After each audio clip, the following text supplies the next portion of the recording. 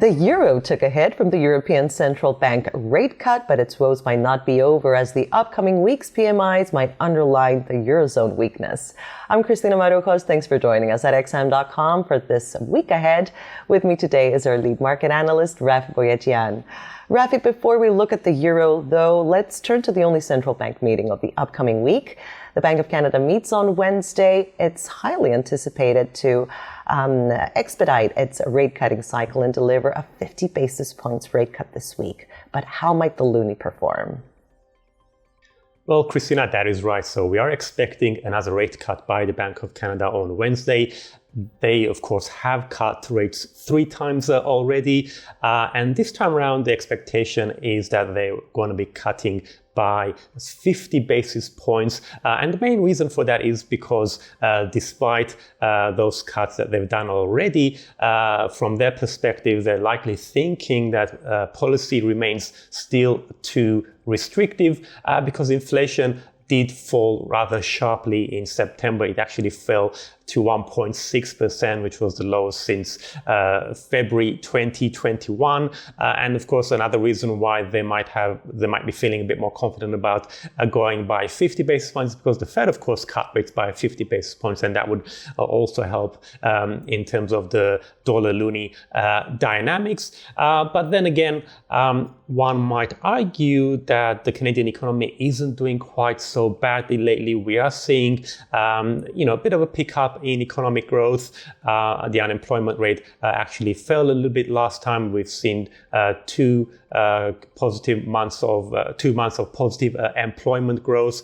So why would they go by 50 basis points if they've cut rates by 75 basis points already? I guess because they don't want to leave it too late in terms of supporting the economy. And according to their latest Outlook survey, this is the Bank of Canada's own survey, it did show that businesses remain rather pessimistic.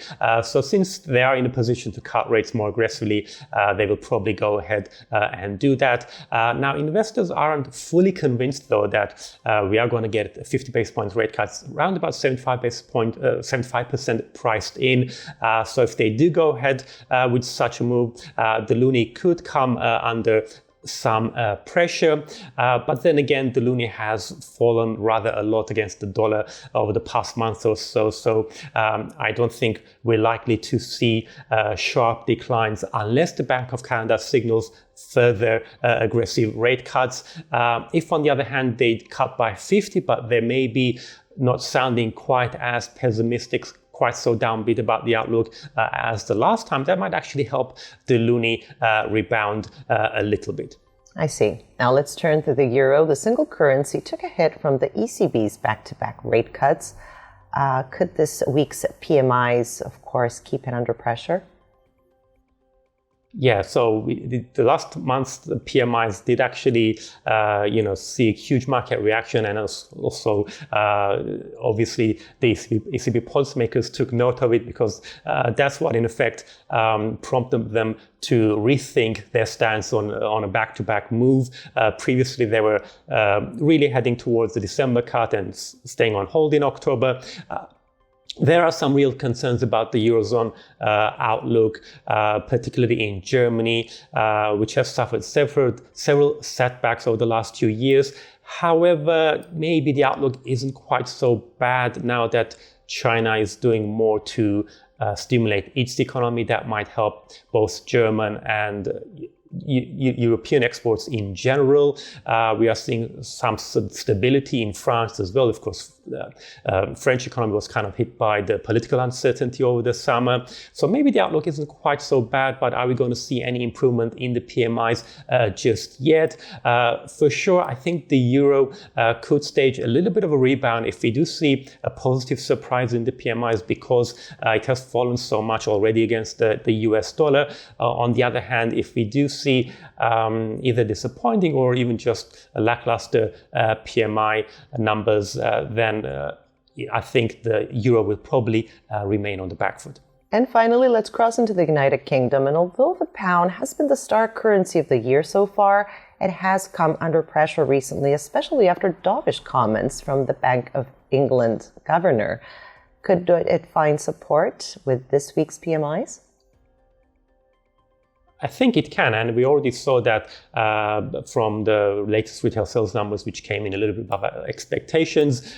So inflation is definitely coming down fast in the UK. Growth, it did very well in the first half. Then we saw a little bit of stagnation, but then seems to be picking up momentum again.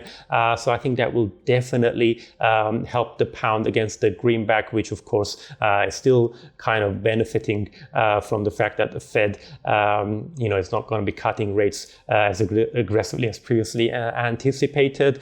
But I think in the bigger picture, investors will probably wait to see whether or not inflation is going to stay so low, or if it's going to start to pick up towards the year end. Of course, the UK is one of the few countries now. Bank of Canada is the Canadian economy. Canada is there. The Eurozone is there, where inflation has fallen below 2%. So based on that alone, Bank of England could definitely go by cutting interest rates more aggressively. But then again, there's this question mark, is it going to rebound, and by how much is inflation going to pick up?